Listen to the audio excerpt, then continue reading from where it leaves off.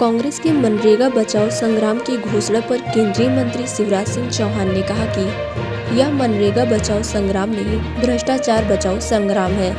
कांग्रेस को गांव, काम और राम से परेशानी है। भ्रष्टाचार कांग्रेस के डीएनए और उनकी जड़ों में है और मनरेगा भी भ्रष्टाचार का पर्याय बन गई थी। उन्होंने ये भी कहा कि कांग्रेस झूठ की दुकान और भ्रम की फैक्ट्री है।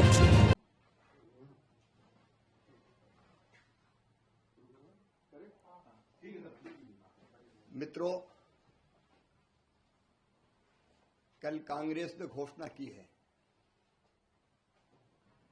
मनरेगा बचाओ संग्राम।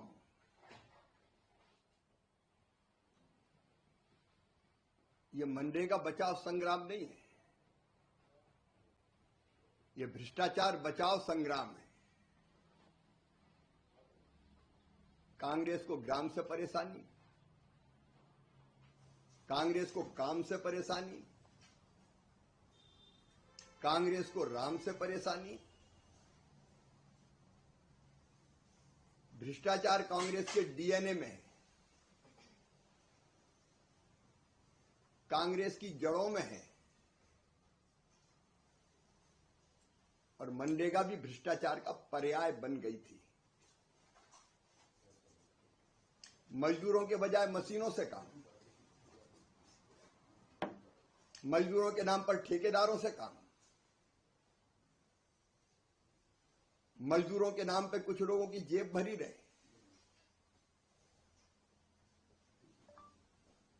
सोशल ऑडिट जो ग्राम सभा ने किए, ग्राम सभाओं ने किए, उनमें 10,91,000 से ज्यादा शिकायतें ग्राम सभा में की गई। काम के नाम पे एक ही काम को बार बार कर देना, एक ही सड़क 1 साल बन रही, 2 साल बन रही, 3 साल बन रही। नहरों की सफाई के नाम पर, सड़कों के किनारे सफाई के नाम पर पैसा खा जाना, डकार जाना।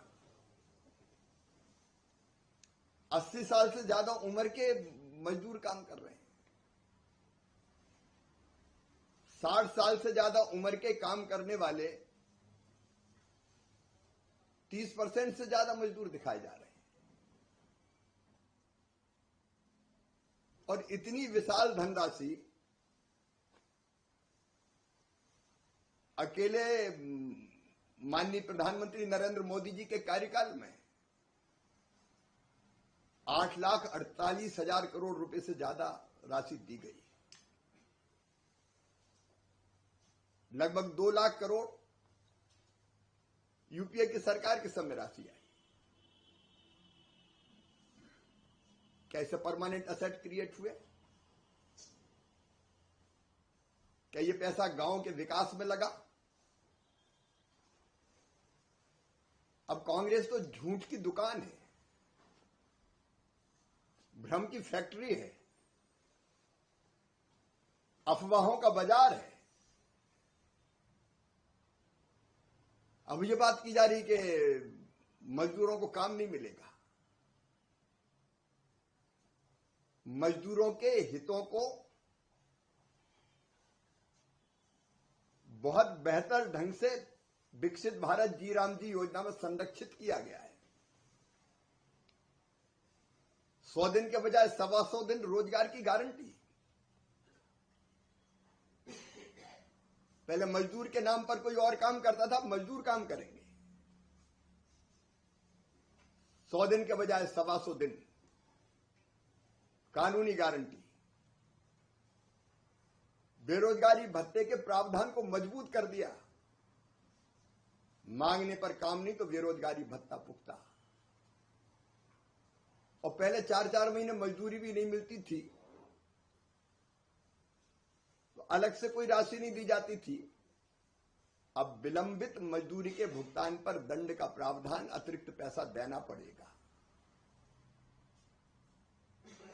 कहां किसी मजदूर भाई बहन के साथ अन्याय हुआ है? मजदूरों को काम मिले, ये प्राथमिकता। लेकिन इसके साथ साथ इस विशाल धनराशि से गांव में विकास के काम हो, विकसित भारत के लिए विकसित गांव, और इसके लिए धनराशि बढ़ाई गई। इसी साल जो प्रस्तावित है, जो नया वित्तीय वर्ष प्रारंभ होने वाला है, 1,51,282 करोड़ रुपया, जिनमें 95,600 करोड़ से ज्यादा केंद्र सरकार का, तो 125 दिन के लिए पर्याप्त धनराशि की व्यवस्था काम के लिए, और उसके साथ साथ उस धनराशि से गांव का संपूर्ण विकास हो जाए, इसकी चिंता नरेंद्र मोदी जी ने की। और बात कही जा रही कि केंद्रीकरण, सच बात यह है कि पहले तो राज्य टारगेट देता था कि फलाना काम किया जाएगा। अब तय किया गया कि केवल ग्राम सभा और ग्राम पंचायत, मतलब सरपंच, चुने हुए जनप्रतिनिधि और गांव के भाई बहन तय करेंगे कि गांव में कौन सा काम होगा। ऊपर से तय नहीं होगा, नीचे गांव में तय होगा। विकसित ग्राम पंचायत प्लान जो गांव के लोग बनाएंगे। पहले तो राज्य कहता था फलाना काम करो बस, और पहले तो यह होता था कि काम देना है तो मट्टी खोदो, यहां की मट्टी वहां डाल दो, वहां की मट्टी यहां डाल दो। अब ठोस काम, जल संरक्षण के काम, गांव में स्कूल बनना है, सड़क बनना है, नाली बनना है, पुल पुलिया बनना है, आंगनबाड़ी भवन बनना है, अस्पताल बनना है, खेत तक सड़क बनना है, तालाब, खेत तालाब, चेक डैम, बोरी बंधन, आजीविका मूलक काम जिसमें स्व सहायता समूह की बहनें चाहे तो उनके लिए संरचना बनाई जा सकती है, एफपीओज के लिए बनाई जा सकती है, पैक्स के लिए बनाई जा सकती है। प्राकृतिक आपदा से बचने के लिए काम, रिटेनिंग वाल से लेके जल निकासी तक की व्यवस्था।